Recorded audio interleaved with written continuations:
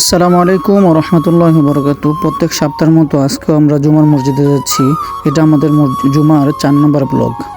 তো আজকে আপনাদেরকে একটা তথ্য দিব। এই যে আমরা যে মসজিদে নামাজ পড়তে যাই, এখানে যে এই যে মসজিদটা দেখতেছেন, এই মসজিদের নাম হচ্ছে মসজিদুল আখাওয়াইন। এটা দুই ভাই এই মসজিদটা তৈরি করছে। এক ভাইয়ের নাম হচ্ছে রাশেদ, আরেক ভাইয়ের নাম হচ্ছে সাহাদ। তো তারা এই মসজিদটা তৈরি করার পরে তারপরে তাদের ইন্তেকাল হয়ে যায়। এখন বিষয়টা হইলো যে এই দেশে যদি কেউ নিজস্ব জায়গায়ও মসজিদ করে, আসলে মসজিদটা যদি সরকারি খাতে না যায় তখন এই মসজিদ চালু হয় না। এমন একটা মসজিদের ঘটনা শুনছি যে 8টা জমা মসজিদটা বন্ধ ছিল, তাদের নিজস্ব জায়গায় করছে কিন্তু সরকারি রেজিস্ট্রেশন হয়নি এজন্য। তো আমি মসজিদে আসার পরে দেখলাম আমাদের বাংলাদেশে এক ভাই মন খারাপ করে দাঁড়ায় আছে। তো তাকে জিজ্ঞাসা করলাম, ভাই কেন মন খারাপ করে দাঁড়ায় আছেন? উনি বললো যে বাংলাদেশেও জুমার নামাজ পড়ছি, এই দেশেও জুমার নামাজ পড়ছি। তো বাংলাদেশে জুমার নামাজ পড়ার পরে সিন্নি দেয় অথবা জিলাপি দেয়, কিন্তু সৌদিতে মসজিদে জুমার নামাজ পড়ার পরে সিন্নিও দেয় না, জিলাপিও দেয় না, এই জন্য তার মনটা খারাপ। তো যাই হোক, তো এই দেশে আসলে আমাদের দেশে হয় কি যে আমরা নিজস্ব জায়গায় যদি মসজিদ করি, তো মসজিদ আমাদের আমাদের নিজস্ব নামেই থাকে। কিন্তু এই দেশে এমনটা হয় না। এই দেশে মসজিদ আপনি আপনার জায়গায় করেন বা সরকারি জায়গায় করেন, মসজিদ থাকতে হবে সরকারি নামে। যাই হোক, এর মধ্যে আমি তো ঘুম থেকে উঠে চলে আসছি, যে মুরব্বী আমার নিয়ে আসে।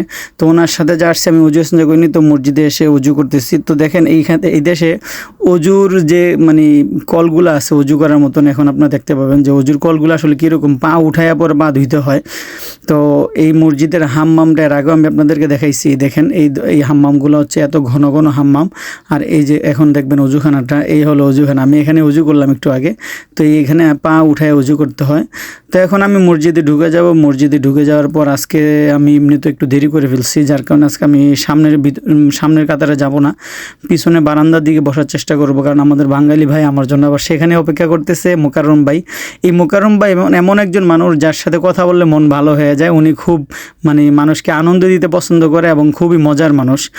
আর এর সাথে আরও কয়েকজন বাঙালি আছে, জসিম ভাই, মাহমুদ ভাই, তারপরে হচ্ছে কাউসার ভাই, আরও অনেকেই আছে যাদের কথা আসলে না বললেই নয়। এই দেখেন মসজিদের বারান্দার দিকের অবস্থা, এটা মসজিদের ভিতরের সাইড না, বারান্দার দিকের সাইড।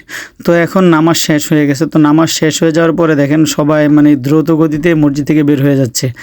এর মধ্যে বাহিরে আমি দেখি একটা পুলিশের গাড়ি দাঁড়ায় আছে। তো আমি আবার সাথে করে আঁকামার কার্ডটা নিয়ে আসিনি, তাড়াহুড়া করে চলে আসছি। তো যাই হোক, আমি আবার ভিতরে ঢুকে যাই। এর মধ্যে মুরব্বি বের হয়ে গেছে। তো মুরব্বির সাথে করে আমি গাড়িতে উঠে গেছি। এখন মুরব্বি আমাকে নিয়ে খাবারের দোকানে চলে আসছে, এখানে খাবার কেনার জন্য, খেপসা কেনার জন্য। তো মুরব্বি এই যে খাবার কিনতে ঢুকে গেছে দেখেন। তারপরে মুরব্বি খাবার নিয়ে চলেও আসছে। তো যাই হোক, মুরব্বি খুবই ভালো মানুষ, আমাকে অনেক মহব্বত করে, আমাকে বাবা বলে ডাকে। তো এখন আমাদের নামাজও শেষ, খাবারও কেনা শেষ, এখন আমাদের যাওয়ার পালা। তো আমাদের ভিডিওটি যদি ভালো লেগে থাকে তাহলে অবশ্যই চ্যানেলে সাবস্ক্রাইব করবেন এবং ফেসবুক পেজ থেকে যারা দেখতেছেন পেজটি ফলো করে দিয়ে পাশে থাকবেন। পরবর্তী ভিডিওতে দেখা হবে ইনশাআল্লাহ। আসসালামু আলাইকুম ওয়া রাহমাতুল্লাহি ওয়া বারাকাতুহু।